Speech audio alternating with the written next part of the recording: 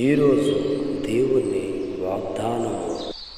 నీకు వాగ్దానం ఇచ్చిన దేవుడు నమ్మదగిన వాడు, విడవడు, ఎడబాయడు. Praise the Lord. అందరూ బాగున్నారు కదూ? దేవుడు మహాకృపను బట్టి మరోసారి ఈ ఉదయకాలమే తండ్రితో సహవాసం అనే కార్యక్రమాన్ని మరోసారి ప్రారంభించడానికి దేవుడు ఎంతో కృప చూపించారు.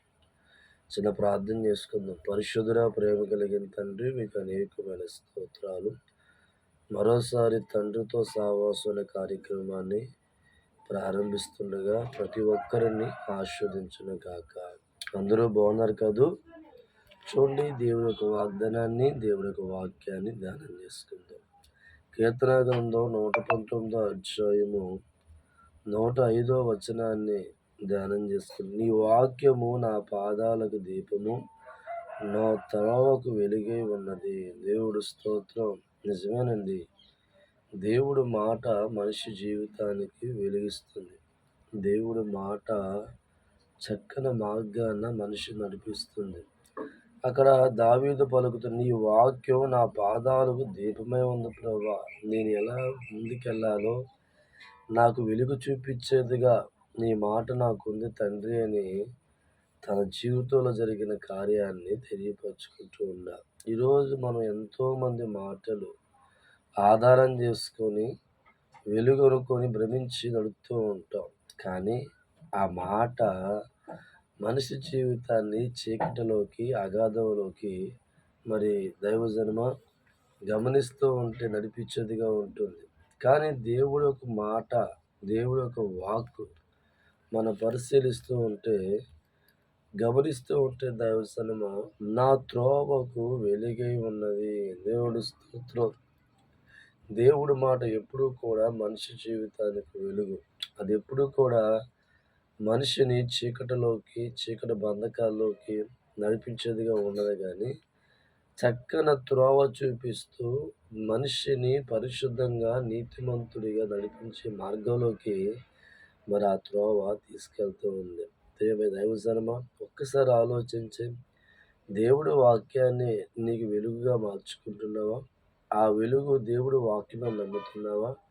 ఆ వాక్యాన్ని నమ్మే వ్యక్తిగా ఉంటే నువ్వు దేవుడిని నమ్మే వ్యక్తిగా మారుతావు.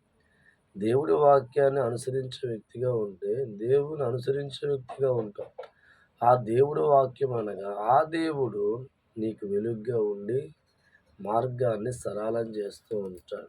అందుకే దేవుడు వాక్యం అంటుంది, నా వాక్యము అనగా నీ వాక్యము నా పాదాలకు దీపము. జారిపోకుండా, పడిపోకుండా, చీకటి వంటి పరిస్థితుల్లో మరి ఉన్న పరిస్థితుల్లో పడిపోకుండా దేవుడు వాక్యం ఏం చేస్తుందంటే మనిషిని కాపాడుతుంది, నడిపిస్తూ ఉంది. ఈ వాక్యం అనే ఆధారం చేసుకుంటే ఆ వాక్యం అనేది మనిషి జీవితం నడిపిస్తూ ఉంది. ఈరోజు ఎంతోమంది జీవితాలు రకరకాల వాటిని ఆధారం చేసుకొని ముందుకెళ్తున్నప్పుడు కష్టాలనే గుంటలో పడుతున్నారు, బాధలనే గుంటలో పడిపోతున్నారు, నష్టం అనే గుంటలో పడిపోతున్నారు, ఇబ్బంది అనే గుంటలో పడిపోతున్నారు. కానీ దేవుడి వాక్యాన్ని ఆధారం చేసుకున్న ఏ మనిషి అయినా దైవజనమ నష్టాల్లో, కష్టాల్లో, గుంటలో పడకుండా వారికి వెలుగుగా వాక్యం ఉండి వారి జీవితం నడిపిస్తుంది. అట్టి రీతిగా మీ జీవితం నడిపించబడింది కాదు. ఇంకెందుకు ఆలస్యం? ప్రార్థన చేసుకుందాం. పరిశుద్ధుడా, ప్రేమ కలిగిన తండ్రి, మీకు వందనాలు. మరోసారి మీ నామంలో ప్రార్థిస్తున్నాం. తండ్రితో అనుదిన సహవాసం అనే కార్యక్రమంలో పాల్గొన్న ప్రతి ఒక్కరిని కూడా పేరు పేరును దీవించి ఆస్వాదించండి తండ్రి. వివాహం కాని వారికి వివాహం జరిగించండి, బిడ్డలు లేని వారికి బిడ్డలు కలగచేయండి, ఇబ్బందుల్లో ఉన్న వారికి దయచేయండి, మోటార్ ఫీల్డ్లో పనిచేస్తున్న వారికి సహాయం దయచేయండి, రకరకాల బలహీనతలు, వ్యాధులు, సమస్య పడి ఉన్న వారిని స్వస్థపరచండి.